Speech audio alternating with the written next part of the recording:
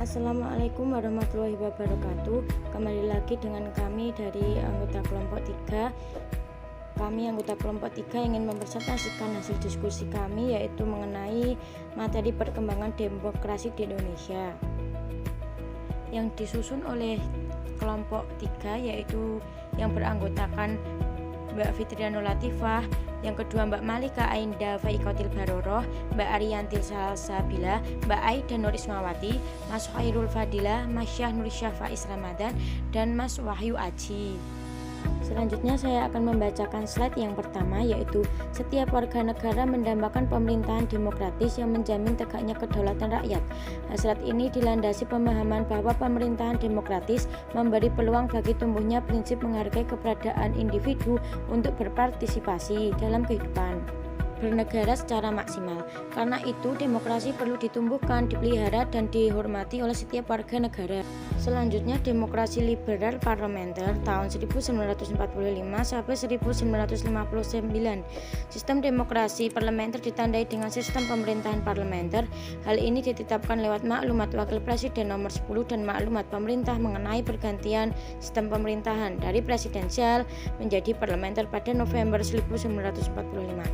Pada 14 November terbentuklah kabinet pertama yang dipimpin oleh Sultan Syahir atau Kabinet Syahir. Kabinet Syahir III berlangsung selama kurun waktu 2 Oktober 1946 hingga 27 Juni 1947. Setelah pemerintahan Syahir III, Kabinet silih dibentuk silih berganti.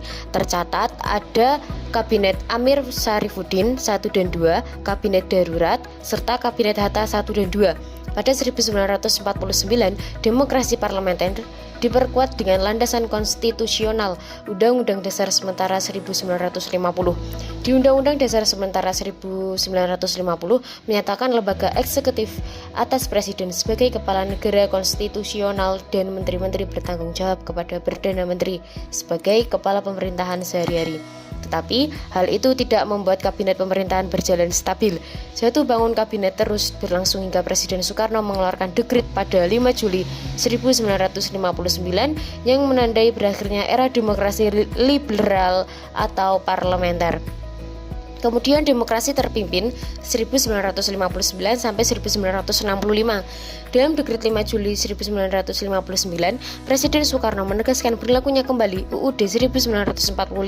Dekret tersebut adalah realisasi dari keinginan Soekarno untuk mengubah sistem demokrasi parlementer pada 27 Januari 1957 di Bandung.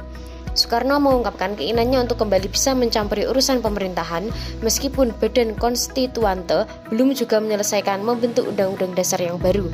UUD 1945 membuka kesempatan bagi seorang presiden untuk bertahan selama 5 tahun. Tetapi lewat ketetapan MPRS No 3 tahun 1963, jadilah Soekarno sebagai presiden seumur hidup. Di masa demokrasi terpimpin, kekuasaan Soekarno sebagai presiden sangat besar. Dengan kekuasaannya tersebut, pada 1960 Soekarno bahkan membubarkan Dewan Perwakilan Rakyat atau DPR hasil pemilihan umum. Demokrasi Pancasila era Orde Baru. Peristiwa G30S PKI segera mengakhiri era demokrasi terpimpin. Pada 1969, MPRS memberhentikan Soekarno sebagai presiden dan digantikan Soeharto. Indonesia memasuki era baru yang disebut sebagai demokrasi Pancasila. Demokrasi Pancasila bermaksud untuk mengoreksi sistem politik selama masa demokrasi terpimpin yang dianggap bertentangan dengan Pancasila dan Undang-Undang Dasar 1945. Demokrasi Pancasila ingin meletakkan UUD 1945 sebagaimana terlahir setelah proklamasi. Tetapi dalam perkembangannya, peran presiden juga makin dominan terhadap lembaga-lembaga negara yang lain. Demokrasi Pancasila selama era Orde Baru ditandai dengan dominasi ABRI atau TNI, birokratisasi dan sentralisasi pengambilan keputusan politik, campur tangan pemerintah dalam partai politik dan kehidupan politik masyarakat juga terjadi. Kondisi ini berlangsung hingga Mei 1998 ketika Soeharto terpaksa mundur dari posisi sebagai presiden akibat people power yang dinamakan sebagai gerakan reformasi. Demokrasi Pancasila era reformasi.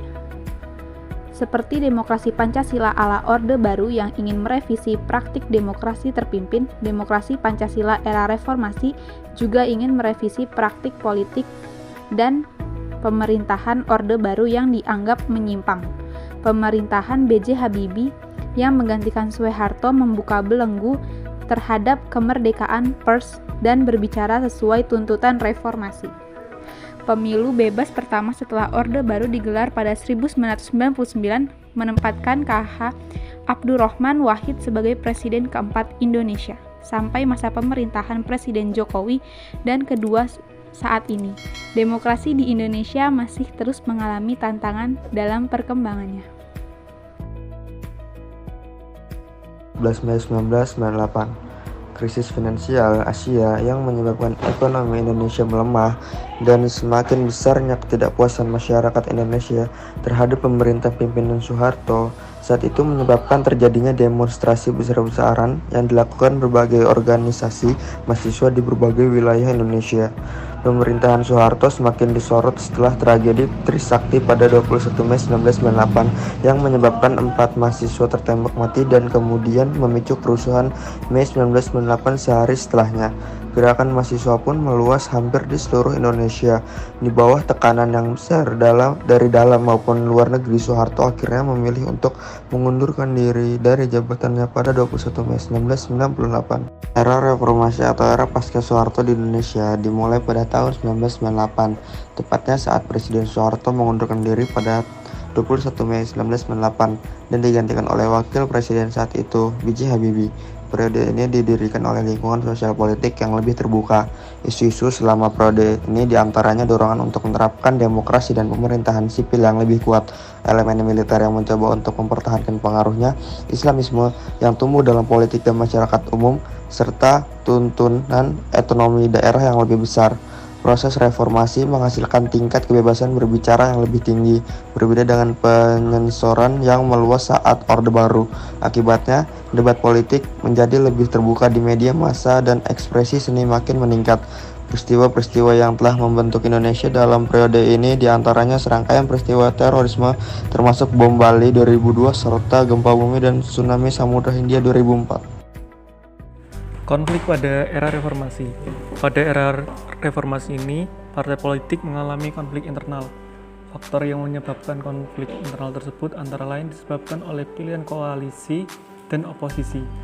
Kecenderungan yang muncul partai-partai politik terlibat dalam konflik internal.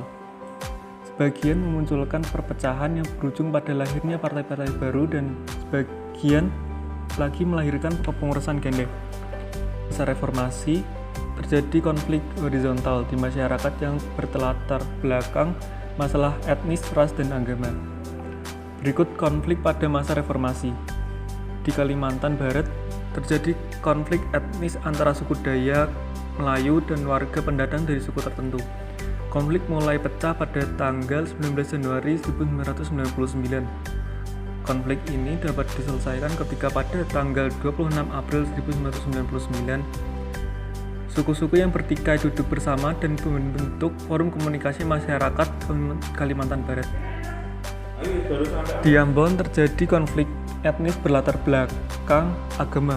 Pemicu konflik di Maluku adalah bentrokan antara seorang warga Batu Merah atau Ambon dengan seorang sopir angkutan kota. Kejadian itu memicu konflik massal. Berbagai upaya yang dilakukan untuk mewujudkan perdamaian di Maluku seperti menemukan jalan buntu. Akhirnya, tanggal 11 sampai 12 Februari 2002 diadakan perjanjian Malino di Sulawesi Selatan, di mana kedua belah pihak yang berkonflik bersepakat untuk mengakhiri konflik. Konflik antara agama Islam dan Kristen juga terjadi di Poso. Pemicu konflik adalah sebuah peristiwa sederhana, yaitu perkelahian antara Roy Runtuh Bisa Lembah atau Kristen yang sedang mabuk dengan Ahmad Ridwan atau yang beragama Islam yang terjadi pada tanggal 26 Desember 1998 di Kecamatan Soya, Kabupaten Poso.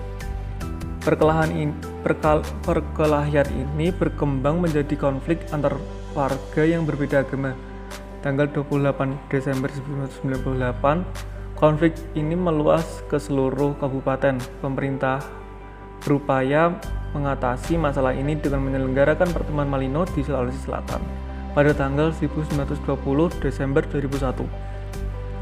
Dalam pertemuan tersebut disepakati bahwa pihak yang bertikai harus menghentikan perselisihan dan sepakat melaksanakan butir-butir kesepakatan yang sudah disetujui bersama.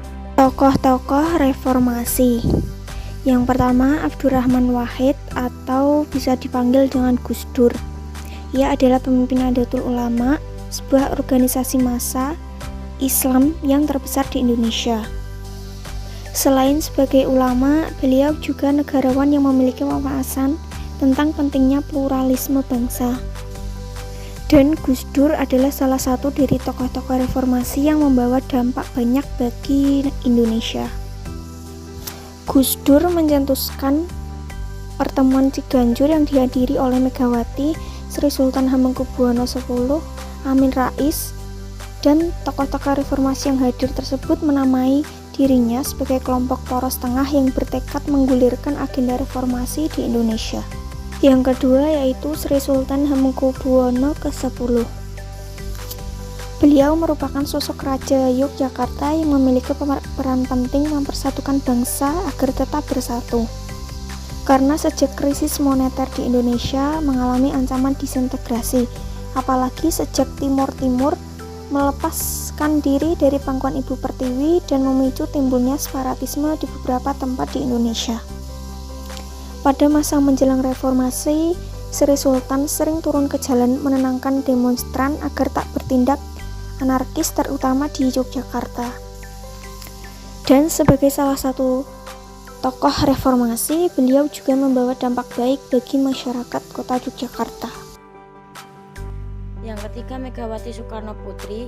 Berbicara mengenai tokoh-tokoh reformasi, tidak sah rasanya jika tidak menyebutkan nama wanita yang satu ini, yaitu Megawati Soekarno Putri. Merupakan simbol dari perlawanan terhadap rezim Orde Baru saat jabatan kedua PDI digulingkan sepihak oleh Suryadi yang disongkong oleh rezim Orde Baru.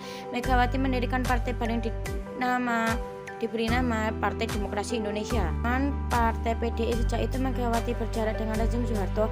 Pada era reformasi, pemeran dalam tokoh-tokoh reformasi ini memiliki peran yang cukup penting.